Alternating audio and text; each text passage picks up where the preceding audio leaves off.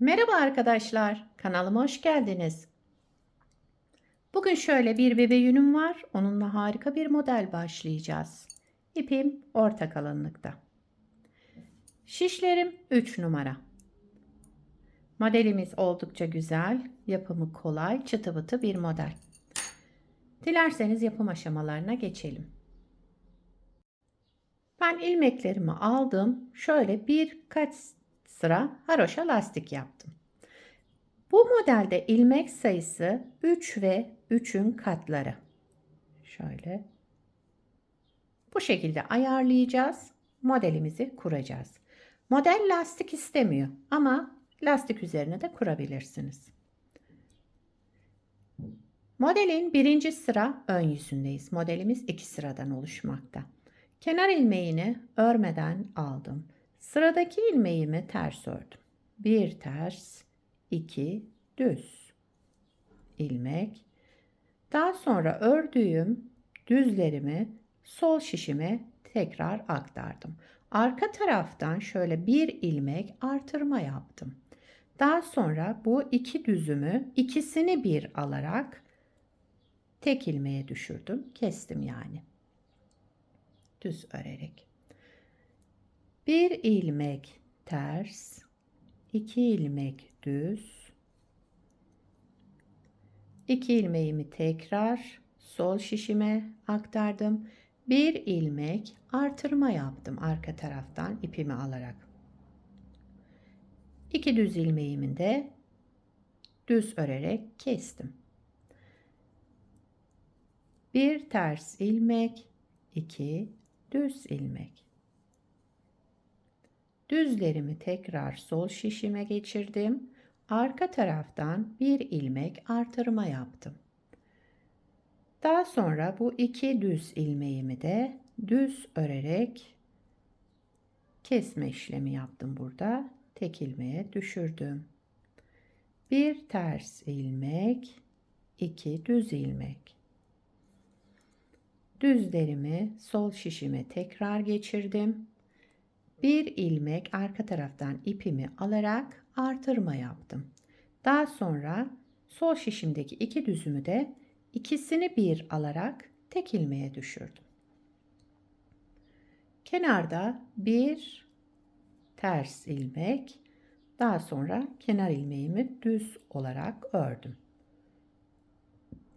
Ön yüzünde yapacağımız işlem bu. İkinci sıra arka yüzündeyim. Kenar ilmeğimi örmeden aldım. Sıradaki ilmeğim bakın düz olarak ördüm. Bir düz, diğer ikisini de tek tek ters örüyorum. Yani bir düz, iki ters. Bir düz, iki ters örerek arka yüzünde yapacağımız işlem de bu. Bir düz, iki ters.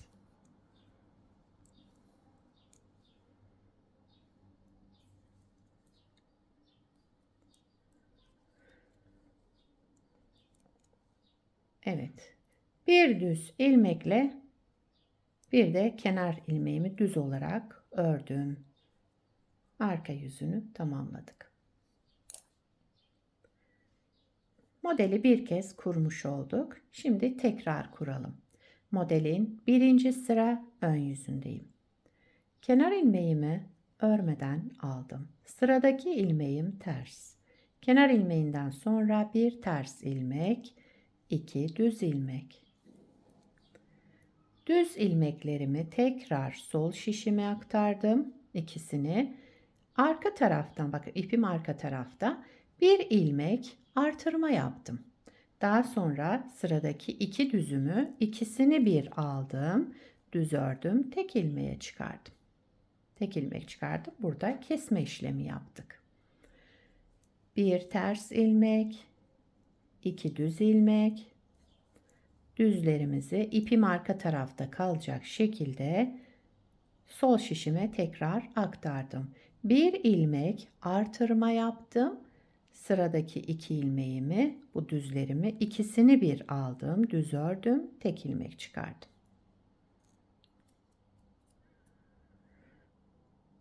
Daha sonra yine bir ters, 2 düz, ipim arka tarafta, ilmeklerimi şu 2 düzü sol şişime tekrar aktardım. Arka taraftan şöyle alarak bir artırma yaptım. Daha sonra sıradaki 2 düzü düz örerek tek ilmeğe düşürdüm. Bir ters, 2 düz. Aynı şekilde devam ediyoruz.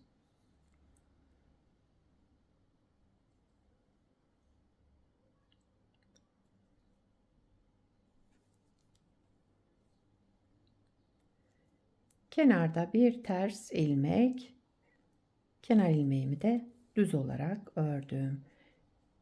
Birinci sırayı tamamladık. İkinci sıra arka yüzündeyiz. Arka yüzünde yapacağımız işlemde bir düz, iki ters. Kenar ilmeğimi örmeden aldım. Sıradaki ilmeğim zaten düz. Düz olarak ördüm. Diğer iki ilmeğimi de ters örüyorum.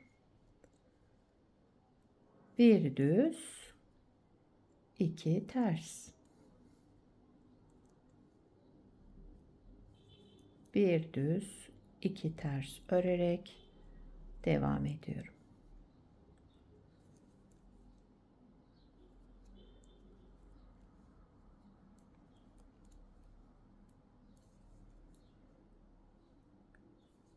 Kenar ilmeğimi de düz olarak ördüm. Modeli iki kez kurmuş olduk arkadaşlar. Bakın model ilerleyince de kendini daha güzel gösterecek. Ön yüzünden bir kez daha kuralım. Arka yüzü zaten çok basit. Modeli tekrar kuruyorum. Birinci sıra ön yüzündeyim. Kenar ilmeğimi örmeden aldığım bir ters ilmek ördüm. Şöyle yavaş yavaş yapıyorum. Yeni öğrenenler için 2 düz ilmek ördüm. Devamında daha sonra ipim arka tarafta. Bu 2 düzü sol şişime tekrar aldım. Bir ilmek artırma yaptım. Daha sonra sıradaki 2 düzümü alarak düz ördüm ve tek ilmek çıkardım. Aynı şekilde devam ediyoruz.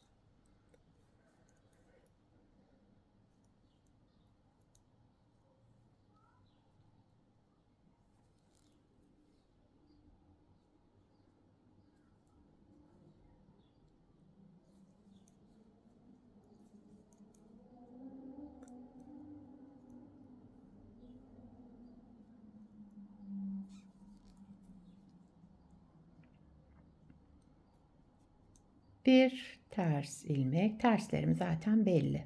Onu ters ördüm. Geldim bu iki düze. Önce düz ördüm. Daha sonra sol şişime aldım bu iki ilmeğimi. Arka taraftan alarak bir artırma yaptım. Düzlerimin de ikisini bir alarak düz ördüm. Tek ilmeğe düşürdüm. Kenarda bir ters ilmek, kenar ilmeğimi de düz ördüm. Ön yüzünde yapacağımız işlem bu arkadaşlar. Bakın model yavaş yavaş görünmeye başladı.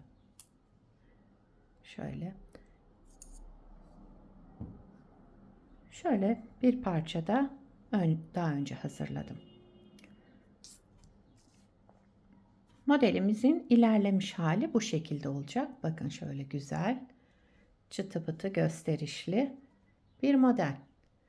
Bunu çocuk örgülerinde, yetişkin örgülerinde, her türlü örgüde kullanabilirsiniz. Şöyle yakadan başlama örgülerinizde.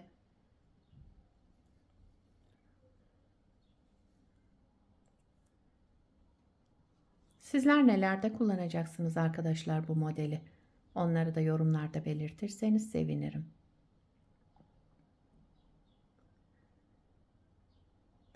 Beni buraya kadar izlediyseniz bir beğeni yapmayı, yorum yapmayı, beni desteklemeyi unutmayın arkadaşlar. Şimdiden hepinize teşekkürler. Yapacak olanlara kolay gelsin. Bir sonraki videoda görüşmek üzere. Hoşça kalın.